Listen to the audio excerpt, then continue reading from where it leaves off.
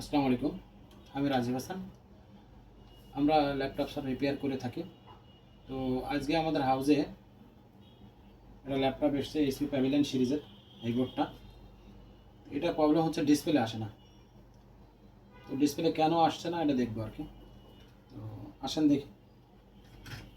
আমরা পাওয়ার কানেকশন দিলাম, দিলে এখানে 15 লোড নিছে মাত্র 15 থেকে ভোল্টেজ কনজিউম করলো। এরপর ডাউনগ্রেড হয়ে 3 এসে দাঁড়ালো। তো নর্মালি এখানে পাওয়ার আছে, কোনো সমস্যা নেই। তো আমরা র্যাম লাগাই নাই, র্যাম লাগাই দিচ্ছি। র্যাম লাগাই আমরা মাল্টিমিটার ওপেন করতেছি।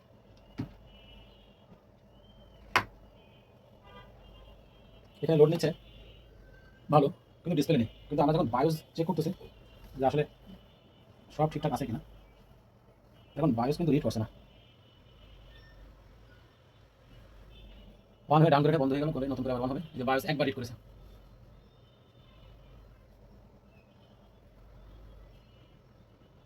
এটা সব কয়েলেই ভোল্টেজ আছে কিনা, হ্যাঁ, এটা একটা জরুরি কথা। দ্বিতীয় কথা হচ্ছে যে র্যাম রিড করার পরে বায়োস রিড করারই দায়িত্ব। এরপরে আপনার সিপিইউ রিড করবে, সব কিছু করবে। যেহেতু এখনো বায়োস লিকিং করতেছে, আবার ডাউনগ্রেড হয়ে গেছে। বেসিক্যালি বায়োস ফল্টের কারণে হয়।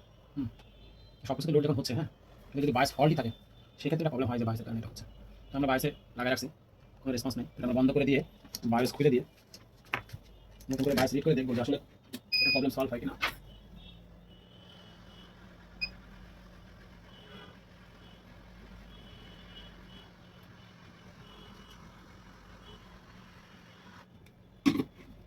বায়োস খুলে ফেললাম।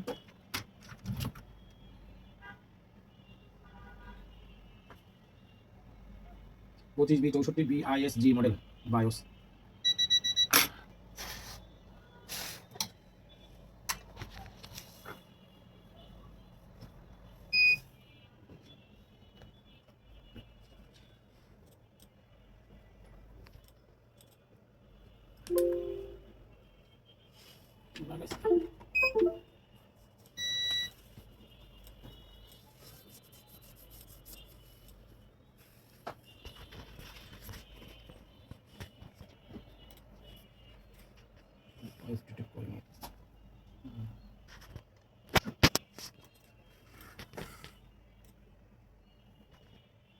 বায়োস ডাউনলোড করে নিই।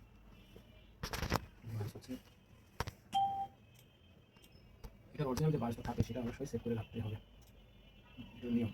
বায়োস অরিজিনাল ফাইল সেভ না করলে পরবর্তীতে সমস্যা হবে।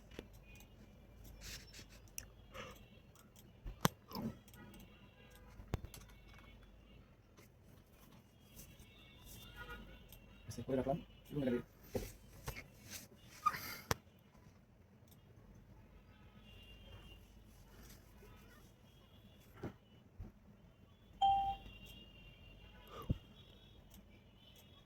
ব্লাঙ্ক করে নিতে হবে। এসপি 440 জিরো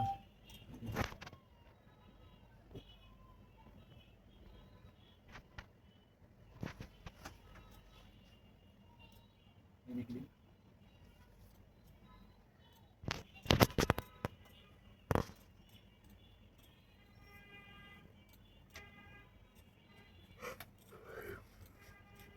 আরএমবি বায়োস মূলত আমরা যেটা ডাউনলোড করছিলাম সেটাও আরএমবি বায়োস। এটা বায়োস চেকিং করে নিতে হয় যে আসলে বায়োস যেটা আমরা ডাউনলোড করলাম আর কি সেটা এটা আমরা ওপেন করে নিলাম টেস্টটাকে সফটওয়্যারে। দুইটাকে কম্পেয়ার করে নিতে হবে যে আসলে দুইটা একই আছে কিনা। ঠিক আছে, অরিজিনাল বায়োসে যেটা আছে 16Z যেটা আছে ঠিক আছে, এখানে 16Z আছে। নিচে আসতে হবে, নিচে ডাটা সেম আছে কিনা। নিচেই ডাটা সেম আছে। এখানে যেটা আছে 4B 1 2 3 4 B4 1 2 3 4 5, এখানেও 5টা ঠিক আছে। সাইজের ডাটা পরিপূর্ণ ঠিক আছে কিনা, সেম আছে কিনা চেক করে নিলাম, ক্লোজ করে দিলাম। সাইজও সেম আছে, কোনো সমস্যা নেই। আমরা এটা এখন রিড করবো। রিড করার জন্য বায়োস আমরা সফটওয়্যারে অ্যাড করে নেব, যেটা আমাদের দরকার। কোথায় রাখছি বায়োস? মাল্টিমিডিয়ার মধ্যে। মাল্টিমিডিয়া কোথায়? মাল্টিমিডিয়া বায়োস এই ফাইল হয়েছে। এবার প্রোগ্রাম করে দিলাম।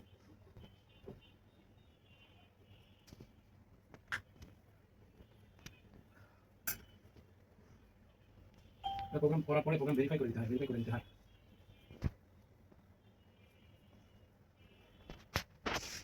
ভেরিফাই করে ক্লোজ করে দেন। ক্লোজ করে আপনি আপনার বায়োসকে বায়োস সকেটটা রিমুভ করে দেন, নিয়ে আপনার বায়োসটা সুন্দরভাবে জাস্ট ফিট করে দেন।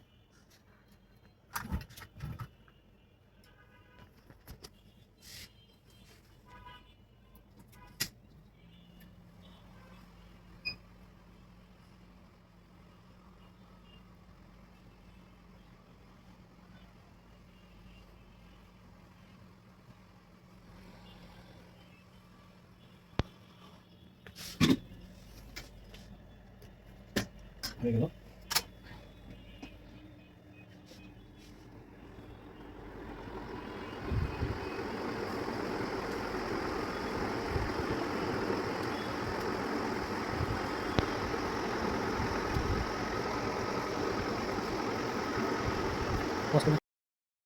ফাইনালি আমরা বায়োস রিড করার পরে ডিসপ্লে ফাইনালি চলে এসেছে। হ্যাঁ, এই যে নাম লকে ডিসপ্লে চলে এসেছে। তো স্ক্রিনে আমাদের ডিসপ্লে এখনো আসে নাই, তো আমরা বায়োস সেট আপ করতেছি যে ঠিক আছে কিনা। কন্ট্রোলারটা ডিলেট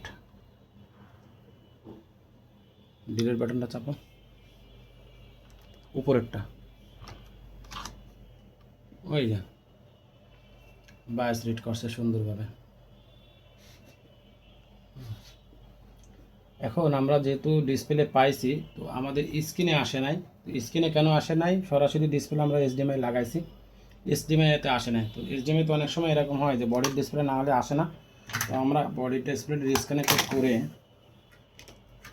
বডিতে সরাসরি লাগাবো। করে দেখো,